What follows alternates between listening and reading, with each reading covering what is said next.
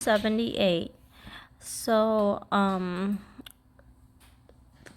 Asa is, I guess, I think this is a continuation of yesterday, where he talked about how he remembered God's work in the in the past, and then he then talks about how there are riddles of old of which they've heard and known, and that they will not conceal them from their children, but will tell the generations to come the praises of the Lord and the wondrous work that he has done. And that is my heart, to instill a love for God, a love and respect for God in my children.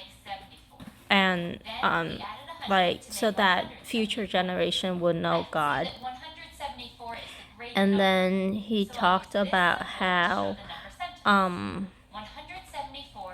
so that the generation would come to know, and that they would put the confidence in God and not forget the works of God, and to not be stubborn and rebellious. And then he went on and talked about the rebellious generations.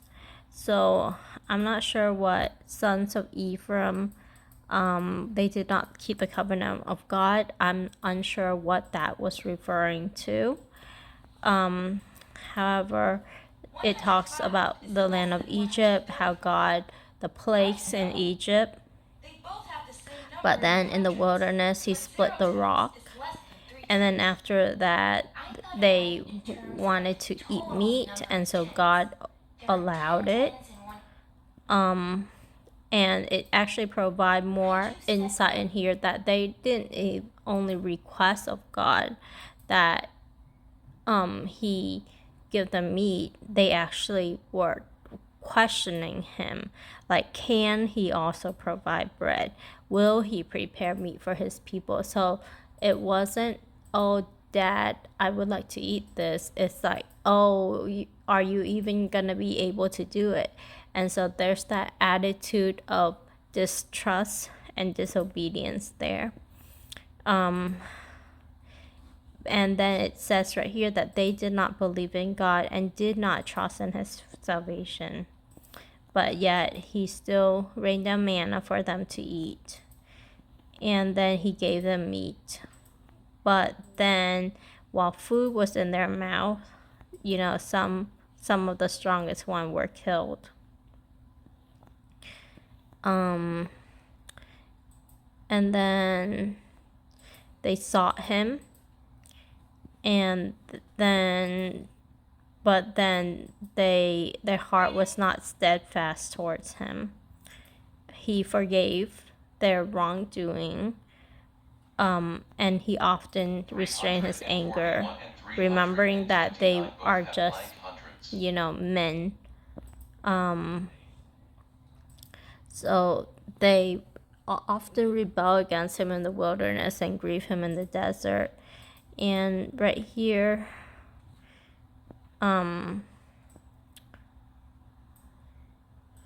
so I don't know why this is going back to the signs in Egypt again, where the rivers were turned into blood.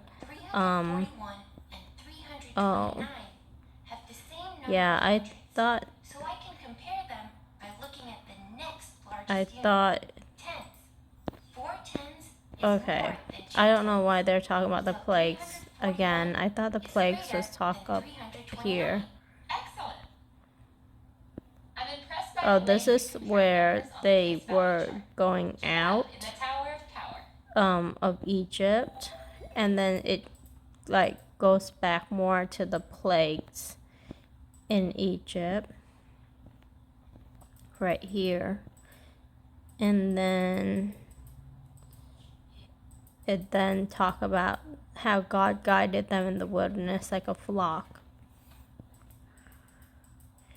But then they rebelled against God and acted treacherously like their fathers.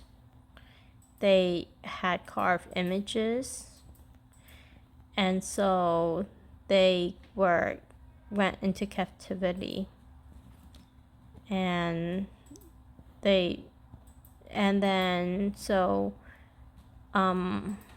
their end wasn't good, but then he awoke, and then he drove his adversities backward.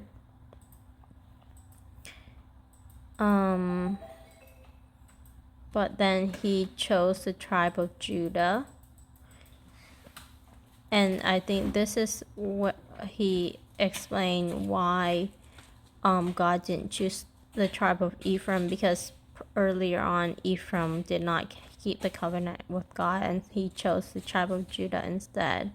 And then he chose David to shepherd his children. So that's where this psalm ended up, and it's just a testimony to God's faithfulness.